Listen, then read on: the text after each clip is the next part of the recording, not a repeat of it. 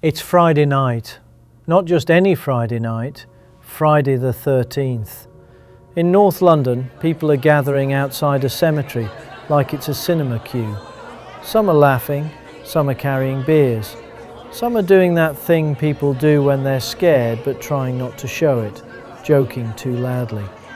And a few have come prepared in a way that would have felt medieval if it wasn't happening in London. A stake, a hammer, a crucifix. Inside those walls, Highgate Cemetery, Victorian grandeur, dense trees, crooked paths, stone angels with blackened faces, and shadows that feel too thick. Outside the walls, police trying to hold a line, and somewhere in the crush of bodies, somewhere between adrenaline and imagination, people start saying they've seen it. A shape among the graves, movement where nothing should move, a scream that sounds like it comes from inside the earth. This true story is about the Highgate Vampire, a modern British vampire panic that begins with a single letter, explodes through local newspapers and television, and then mutates into something stranger than a monster, a rivalry.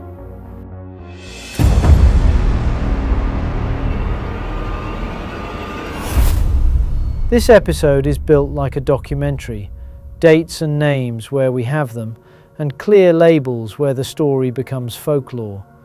Because Highgate has two layers. Layer 1 is the documented chain reaction, a letter in a local newspaper, printed replies, media attention, a crowd event, arrests, and court outcomes. Layer 2 is the myth layer, the king vampire, secret rituals, staking stories, and the cinematic flourishes that get louder with every retelling. I'm not here to tell you it was real or it was fake in one tidy sentence. I'm here to tell you what happened, how a place, a moment in time, and two very different men combined to create a legend so powerful it still clings to that cemetery gates decades later. And to understand why this worked, we have to meet the most important character first. Not David Farrant, not Seán Manchester, Highgate Cemetery. Before we talk about vampires, I want to talk about something real. Not supernatural, just human. Because if you remove the monster from the Highgate Vampire story, you still have the most important character, Highgate Cemetery itself. Highgate is a Victorian idea of death as architecture. It isn't a neat little churchyard. It's a hillside of winding paths and dense trees. It's family vaults like miniature houses, iron gates that clink like teeth, stone angels and obelisks, and carved names that look like they're sinking back into the earth. In the daytime it can feel beautiful, almost museum-like, but at dusk beauty flips into something else. Because Highgate has three ingredients that create fear without needing anything paranormal at all. 1. Visibility is selective. In a normal street, you can see the whole scene. In a cemetery like Highgate, you can't. Trees break your sightlines, paths curve, monuments block views. Your brain keeps guessing what's around the next bend, and the brain hates guessing in the dark. 2. The place is full of human shapes. Statues, crosses, leaning headstones, broken railings, even tree trunks at the wrong angle. Everything becomes a silhouette that could be someone standing still. And fear doesn't need movement. It only needs the possibility that the silhouette might move when you look away. 3. Permission and transgression. A cemetery is a moral boundary. You can walk through, but you're meant to behave. You can look, but you're not meant to touch. Now add a second boundary, rumour. Once a place is whispered about, once it's labelled haunted, it gains a forbidden edge. And the moment something becomes forbidden, it attracts two audiences. the frightened who avoid it, and the curious who can't stop thinking about it. There's another ingredient too, and this one matters for 1970. A lot of accounts describe Highgate at that time as a place with an edgier reputation than it has today. Rumours of people getting in at night, vandalism, thrill-seeking, and the general sense of a historic site that had slipped out of public control. Whether every rumour was true or not, the belief that it was happening became part of the setting. Highgate doesn't just feel spooky, it feels unmanaged. And an unmanaged place feels like it could hide anything. So when the first public spark arrives, it doesn't land on neutral ground. It lands on a location that already looks like a film set for fear. And that's why, when the story spreads, it doesn't spread as something odd happened. It spreads as, of course something odd happened. It's Highgate. Because places have reputations, and reputations are sticky. Once a location becomes the haunted one, every future experience gets interpreted through that label. A fox scream becomes a shriek, a shadow becomes a watcher, a drunk stumbling through becomes a phantom, and before long, the cemetery isn't just the setting, it becomes the storyteller. And in early 1970, Highgate begins to acquire a second reputation. Not just haunted, not just eerie, something far more specific, something that sells papers, something that pulls crowds, something that turns a graveyard into a stage, a vampire. The first spark, at least the spark that goes public, comes from a man named David Farrant. The earliest part of the story is often told like this. On Christmas Eve, 1969, Farrant passes Highgate Cemetery and later says he saw something, a presence, often described as a grey figure. Not a vampire, not even necessarily a ghost, just something that didn't feel like a person. Then, in early February 1970, Farrant writes to the local paper, the Hampstead and Highgate Express, often nicknamed the Ham and High, asking a simple question: has anyone else seen anything strange? Now, here's the cleverness of that, intentional or not. He isn't telling people what to believe. He's inviting them to participate. A question is a doorway, and the neighbourhood steps through. Once the letter is printed, something fascinating happens. Highgate stops being a place people pass by and becomes a place people start remembering. The replies, described and paraphrased in later accounts of those letters, don't read like one neat, consistent haunting. They read like a community-haunted open mic night. So let's do this like a case file, not as proof, as atmosphere, as evidence of how stories breed. The tall man in a hat. One reader describes a tall, dark figure, oddly formal, the shape of a hat, and you can feel your brain supplying the rest. The hat becomes an era marker, a Victorian echo, something that belongs to the place. Once you've got the tall man, you've got a template. Now any upright shadow can become him. The woman in white. Another reader describes a woman in white, pale, gliding, the classic graveyard apparition. And here's what's strange. The woman in white is almost universal. She appears everywhere in folklore, which means two things can be true at once. People may be sincerely reporting what they experienced, and the language they have available to describe it is already preloaded.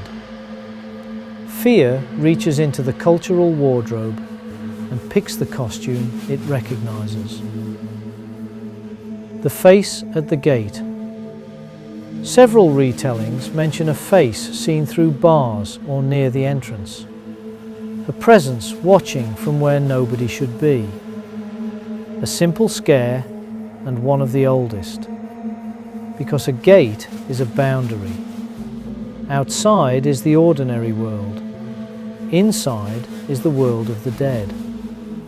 So if something looks back through that boundary, your body reacts before your mind can argue. Voices, bells, calling. Then the letters drift into sound. Voices, someone calling, the suggestion of bells. Sounds of movement where there shouldn't be any. Sound is where haunting stories thrive, because sound is the easiest thing to misread at night. Wind becomes whispering, foxes become screaming, distant traffic becomes footsteps. But the experience still lands the same in the chest. You feel addressed, as if the place knows you're there. Read as a group, the letters don't convince you there's one creature. They convince you Highgate has become a container, a place where everyone can pour their dread. And once those stories are printed, they become public property. They aren't private shivers anymore, they're shared, confirmed by ink. Now the reader at home isn't thinking, have I seen something? They're thinking, maybe I'm not the only one. Which is exactly how a haunting graduates from rumour to case.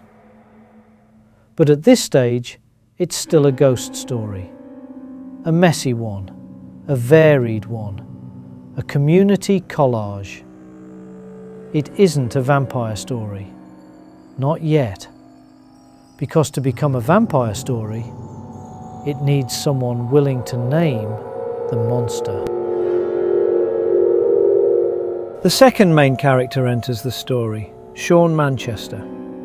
Where Farrant asks a question, Manchester offers an answer. Not ghost, not spectre, he goes bigger. Vampire.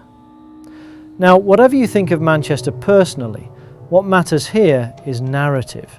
Because once you label a thing, once you put a word on it, it spreads easier. It becomes something people can repeat in a sentence. There's a vampire in Highgate. That sentence is a headline. It's an invitation. It's a dare. And it does something powerful. It turns a messy collection of ghost stories into a single storyline with a villain. And villains demand heroes. This is also where the story begins to pick up the flavour of popular horror, an era when Gothic imagery and old world monsters still had a strong grip on British imagination. A ghost is local, a vampire is mythic. A vampire feels like a story that could become national. And once Manchester frames it in vampire terms, the tale starts to change. The cemetery isn't just eerie, it becomes dangerous. And in many retellings, Manchester doesn't just imply vampire, he layers on specifics, claims of an exotic, high-status undead figure, sometimes described with grand titles in later accounts. This is the point where I want you to notice something. The more specific the monster becomes, the more the story becomes performable. A grey figure is vague, a vampire comes with props. And now the story has props. Crosses, garlic, stakes, ritual language. Even if nothing supernatural is happening, the story begins to look supernatural, because people begin acting it out. The press loves a haunting. but it loves a vampire more. Because a haunting can be ambiguous. A vampire has a shape. A vampire gives you a headline you can print in large letters. And once local press gets involved, the audience expands beyond the people who live near Highgate. It becomes a thing you talk about at work, a thing you argue about in pubs, a thing you mention to someone with a grin because you want to see if they flinch. And then television enters the picture. This is where Highgate stops being a spooky rumour and becomes a public event. Because TV doesn't just report a story, TV makes it feel like it's happening to you. It makes a local fear feel like shared national experience. Now, you'll see different accounts of exactly how the broadcasts were framed and what was said, but the broad effect is consistent. The attention spikes. And when attention spikes, you get three things. 1. More witnesses.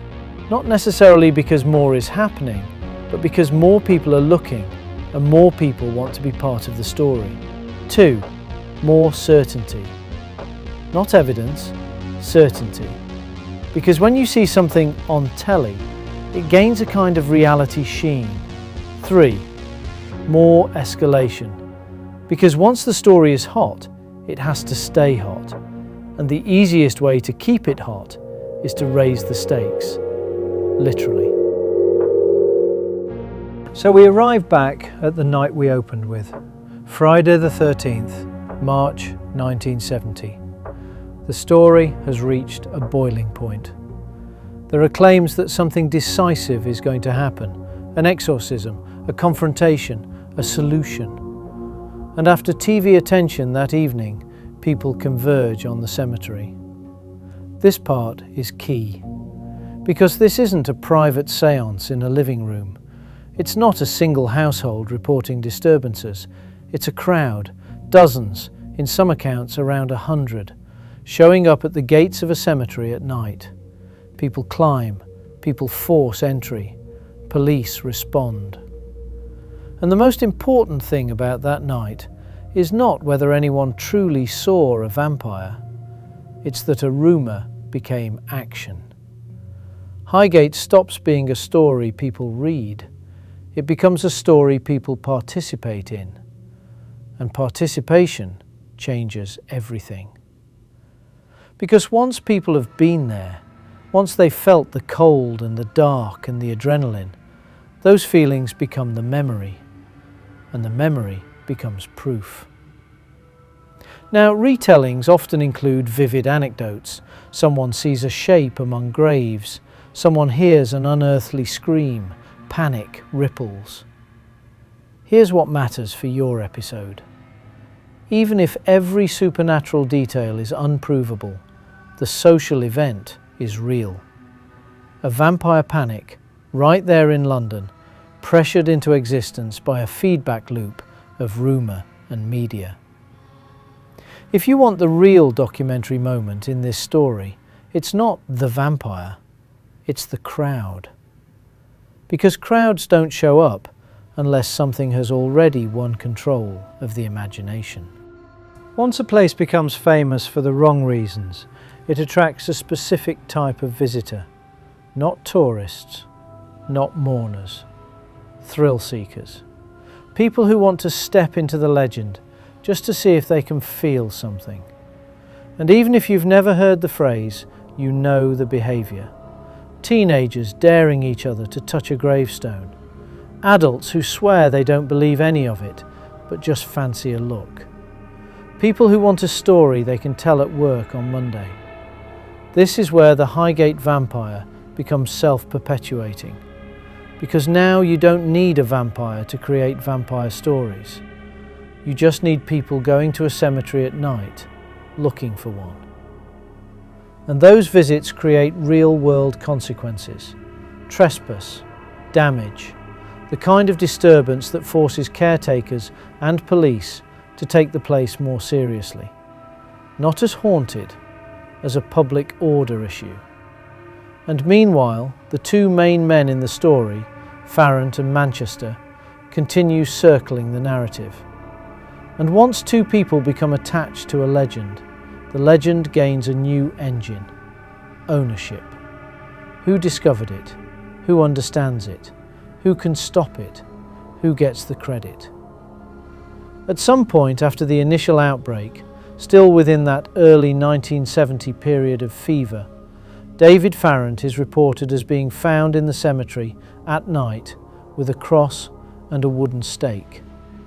However you interpret that, genuine belief, a performance, a provocation, it's a turning point. Because now this isn't just a man saw something. This is a man physically acting out what vampire hunting looks like. And that crosses a line from rumour into theatre. Later accounts describe this being reconstructed for television, Farrant reenacting elements of his nighttime arrest for a broadcast later in 1970. Whether you view that as journalism or sensationalism, it does one thing brilliantly for the myth. It gives the public an image. A man in a graveyard, a stake, a cross, a camera. Now the Highgate Vampire isn't just a story, it's a visual. And once a legend becomes visual, it becomes easier to remember, repeat, and believe. Meanwhile, the legal system gets dragged into the narrative in messy ways. Trespass allegations, questions of enclosed ground, the kind of technicalities that don't make great ghost stories, but do make the case feel real world. And every time the police and courts touch the story, they accidentally reinforce it. Because people think, why would the police be involved if nothing was happening? Not because of vampires, because of people. But the myth doesn't care about that difference. This is where the story becomes hardest to pin down, because it splits into competing versions. And that split exists for one reason. Both main characters want to be the hero of the tale. So you start getting endings. The vampire was confronted. The vampire was driven away. The vampire was destroyed. But these endings rarely happen in a way you can verify. They happen in claims, in books, in interviews, in retellings. And to be fair, that's how most folklore ends. You don't get a corpse. You get a story that says, "Trust me, it's over." In Manchester's later telling, the vampire becomes very specific, sometimes described in grand cinematic terms, tied to occult backstory. And that's not just about fear, it's about authority. Because if you can describe the monster in detail, you sound like the person who understands the monster. And if you understand the monster, you're needed. In some retellings, the climax arrives in the early 1970s, with Manchester claiming a definitive act, often described as staking or otherwise ending the vampire, sometimes relocated away from Highgate itself. And if that sounds convenient, it's because it is narratively perfect. If the vampire dies off stage, nobody can check.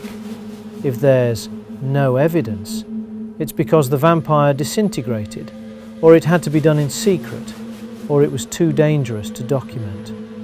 A myth that can't be audited is a myth that can live forever. By 1973, the feud has become part of the legend. One of the most bizarre footnotes is the rumour of a planned magical showdown, often described as a magician's duel, scheduled for another Friday the 13th, this time on Parliament Hill. And it never happens. But the fact it's even rumoured tells you what Highgate has turned into. Not an investigation, a spectacle.